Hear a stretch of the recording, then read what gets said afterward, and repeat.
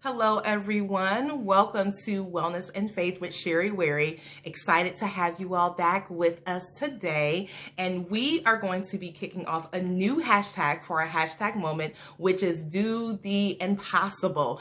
And then we'll close out with our dose of spiritual wellness for today as well. So for the new hashtag moment, which is Do the Impossible, today we are going to be talking about the story of Peter when he walked on water with Jesus in order to really bring out this whole meaning of what it looks like and what it means to do the impossible. So first, let's summarize what happened.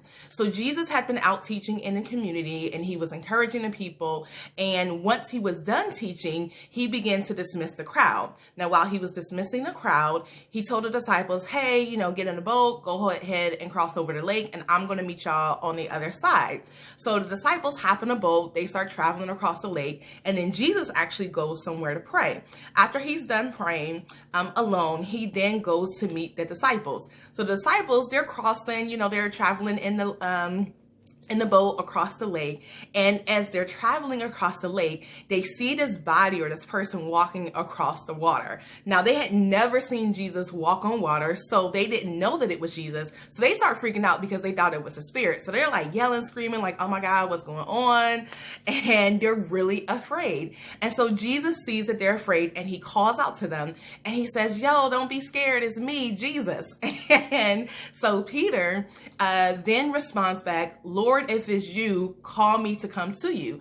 And so that was Peter's way of being really testing the fact, like, is this really Jesus? So of course it was Jesus. And he's like, come with me. Come out here. And so Peter actually decides to get out of the boat.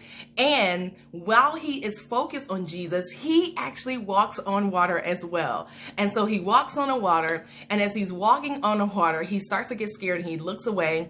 And so then he actually starts to sink. And as he starts to sink in the water, Jesus comes to actually rescue him. And he asks him, like, hey, why did you get scared? Why did you start freaking out?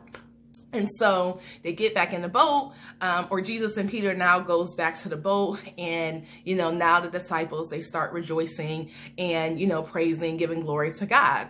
And so as a human being, it is not possible for a human being to literally walk on water, right? And so to even see Jesus doing that was already miracle enough in itself. But because Jesus is the Son of God and he had already performed other miracles, it's kind of like, okay, well, that makes sense. Now that we know that that's Jesus, okay, that makes sense that he could walk on water. But what really took this whole incident to another level is the fact that Peter, just a normal human being who is not the Son of God, now is able to do this same miracle as well and actually walk on the water. And so with this story is that this shows us is that one, when we look to Jesus, is that we're able to do things that we would never thought was possible. And it also shows us that when we take our focus or take our sights off of Jesus, then that's when things can start to fall apart. So now that takes us right into our dose of spiritual wellness is that you have to get out of your comfort zone. It's that you can't stay in what's familiar. You can't keep going about your life the way that you've always done it. You can't have the exact same routine, the exact same way of thinking. You can't only keep the same friends you've had for the past 5, 10, 20 years and never try to reach out and make new connections and expand your network. You have to go new places. You have to try new things. And so when it comes to doing the impossible, you have to step out of your comfort zone. You have to get out of the box and you have to begin to think and dream beyond even what you have done before. Doing the impossible is not a regular every single day thing. And so if you've been doing something every single day for the past 10 years, that's not impossible. You've already had the capacity to do it. And so now it becomes normal to you.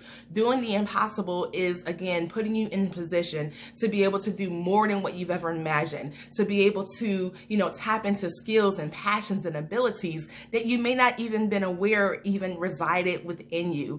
And so with doing the impossible, you want to keep your faith, keep your sight on Jesus, and you have to step out of the familiar. So that has been our wellness and faith inspiration for today. If you would like to connect with me online, you can follow me on Instagram and Twitter at Sherry_Wherry. You can like my Facebook business page at Sherry C. Wherry, and then my website is sherrywherry.com. So I look forward to seeing you all next week. I hope you have an amazing day, an amazing week, and remember that you can do the impossible. All right, I'll talk to you all soon. Bye.